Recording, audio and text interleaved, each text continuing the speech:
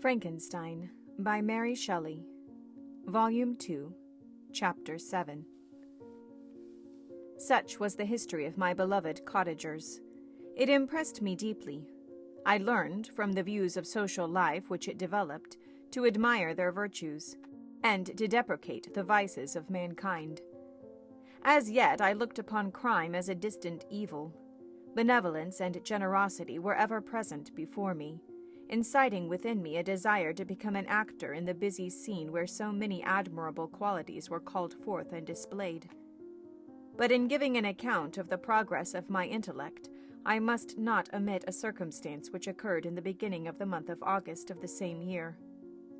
One night, during my accustomed visit to the neighboring wood, where I collected my own food and brought home firing for my protectors, I found on the ground a leathern portmanteau, containing several articles of dress and some books. I eagerly seized the prize, and returned with it to my hovel. Fortunately, the books were written in the language the elements of which I had acquired at the cottage. They consisted of Paradise Lost, a volume of Plutarch's Lives, and The Sorrows of Werther. The possession of these treasures gave me extreme delight. I now continually studied and exercised my mind upon these histories, whilst my friends were employed in their ordinary occupations. I can hardly describe to you the effect of these books. They produced in me an infinity of new images and feelings that sometimes raised me to ecstasy, but more frequently sunk me into the lowest dejection. In The Sorrows of Werther, besides the interest of its simple and affecting story, so many opinions are canvassed, and so many lights thrown upon what had hitherto been to me obscure subjects, that I found in it a never-ending source of speculation and astonishment. The gentle and domestic manners it described, combined with lofty sentiments and feelings, which had for their object something out of self, accorded well with my experience among my protectors, and with the wants which were forever alive in my own bosom. But I thought Werther himself a more divine being than I had ever beheld or imagined. His character contained no pretension, but it sunk deep. The disquisitions upon death and suicide were calculated to fill me with wonder. I did not pretend to enter into the merits of the case, yet I inclined towards the opinions of the hero, whose extinction I wept, without precisely understanding it. As I read, however, I applied much personally to my own feelings and condition. I found myself similar, yet at the same time strangely unlike the beings concerning whom I read, and to whose conversation I was a listener. I sympathized with, and partly understood them, but I was unformed in mind. I was dependent on none and related to none. The path of my departure was free, and there was none to lament my annihilation. My person was hideous, and my stature gigantic.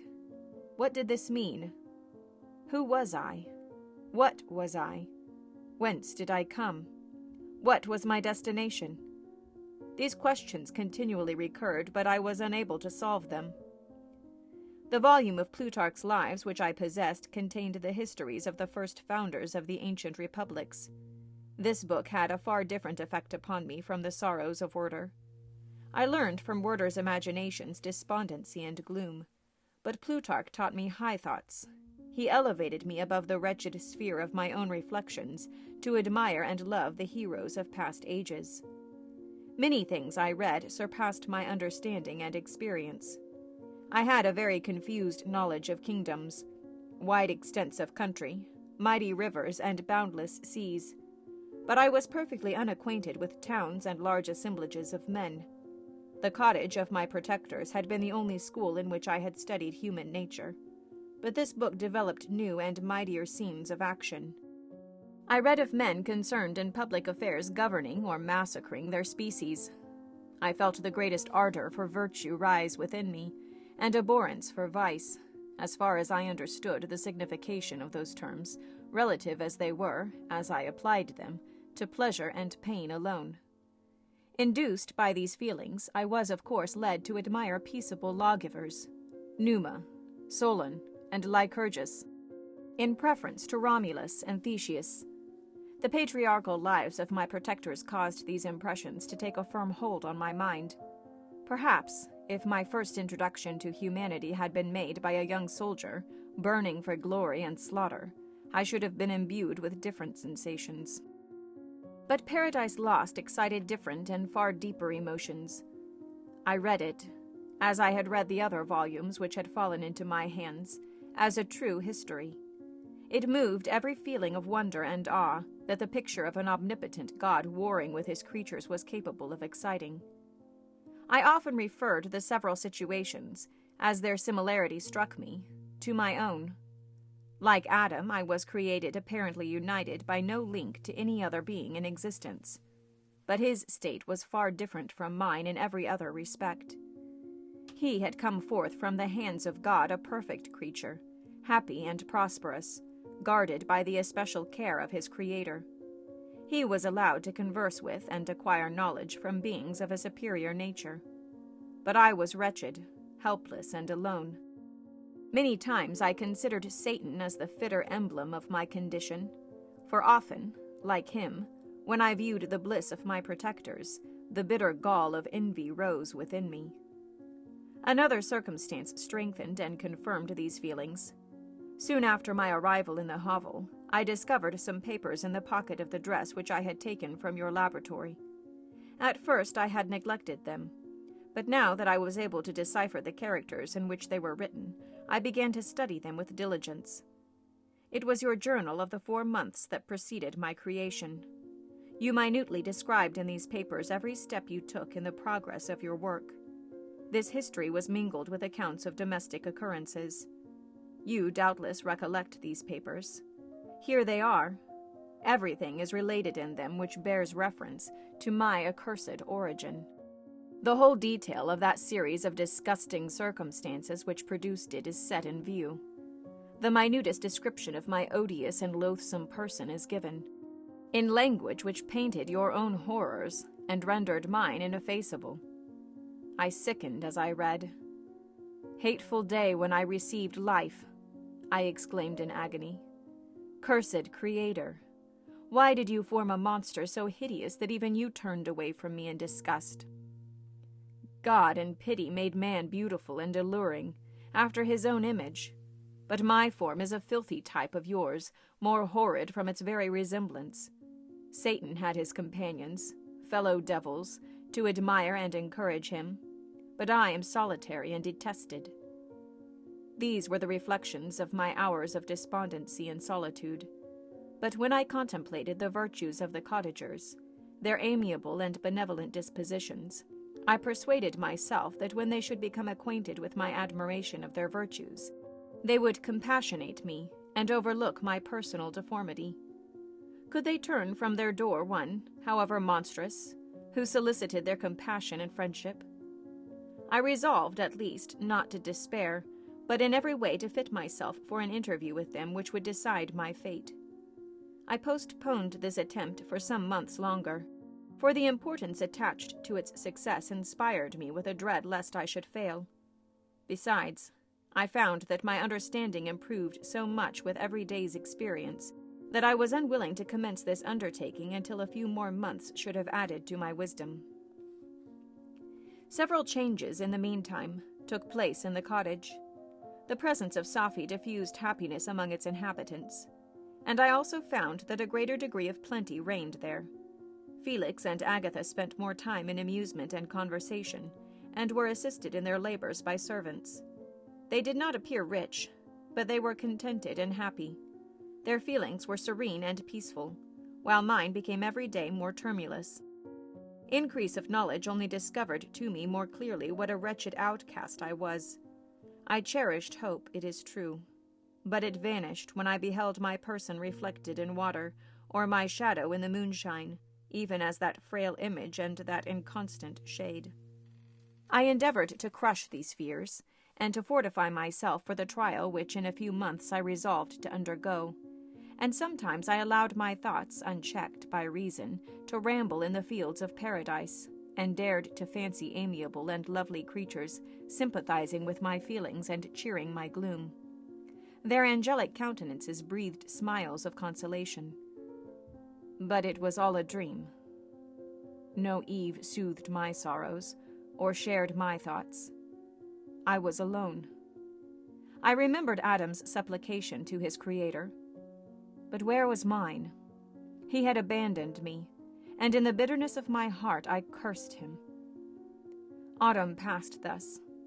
I saw with surprise and grief the leaves decay and fall, and nature again assumed the barren and bleak appearance it had worn when I first beheld the woods and the lovely moon. Yet I did not heed the blackness of the weather. I was better fitted by my conformation for the endurance of cold than heat. But my chief delights were the sight of the flowers, the birds, and all the gay apparel of summer. When those deserted me, I turned with more attention towards the cottagers. Their happiness was not decreased by the absence of summer. They loved and sympathized with one another, and their joys, depending on each other, were not interpreted by the casualties that took place around them. The more I saw of them, the greater became my desire to claim their protection and kindness. My heart yearned to be known and loved by these amiable creatures. To see their sweet looks turned towards me with affection was the utmost limit of my ambition. I dared not think that they would turn them from me with disdain and horror. The poor that stopped at their door were never driven away. I asked, it is true, for greater treasures than a little food or rest. I required kindness and sympathy, but I did not believe myself utterly unworthy of it. The winter advanced, and an entire revolution of the seasons had taken place since I awoke into life. My attention at this time was solely directed towards my plan of introducing myself into the cottage of my protectors. I revolved many projects, but that on which I finally fixed was to enter the dwelling when the blind old man should be alone. I had sagacity enough to discover that the unnatural hideousness of my person was the chief object of horror with those who had formerly beheld me. My voice, although harsh, had nothing terrible in it. I thought, therefore, that if, in the absence of his children, I could gain the goodwill and mediation of the old de Lacey, I might, by his means, be tolerated by my younger protectors. One day, when the sun shone on the red leaves that strewed the ground and diffused cheerfulness, although it denied warmth, Safi, Agatha, and Felix departed on a long country walk, and the old man, at his own desire, was left alone in the cottage. When his children had departed, he took up his guitar and played several mournful but sweet airs, more sweet and mournful than I had ever heard him play before. At first his countenance was illuminated with pleasure, but, as he continued, thoughtfulness and sadness succeeded. At length, laying aside the instrument, he sat absorbed in reflection. My heart beat quick. This was the hour and moment of trial, which would decide my hopes or realize my fears. The servants were gone to a neighboring fair. All was silent in and around the cottage. It was an excellent opportunity. Yet when I proceeded to execute my plan, my limbs failed me, and I sunk to the ground. Again I rose, and exerting all the firmness of which I was master, removed the planks which I had placed before my hovel to conceal my retreat. The fresh air revived me, and, with renewed determination, I approached the door of their cottage. I knocked. "Who is there?" said the old man. "Come in." I entered. "Pardon this intrusion," said I. "I am a traveler in want of a little rest. You would greatly oblige me if you would allow me to remain a few minutes before the fire." "Enter," said de Lacey, "and I will try in what manner I can to relieve your wants. But unfortunately my children are from home, and as I am blind, I am afraid I shall find it difficult to procure food for you." "Do not trouble yourself, my kind host. I have food. It is warmth and rest only that I need." I sat down, and a silence ensued. I knew that every minute was precious to me, yet I remained irresolute in what manner to commence the interview. When the old man addressed me, "By your language, stranger, I suppose you are my countryman. Are you French?" "No, but I was educated by a French family and understand that language only.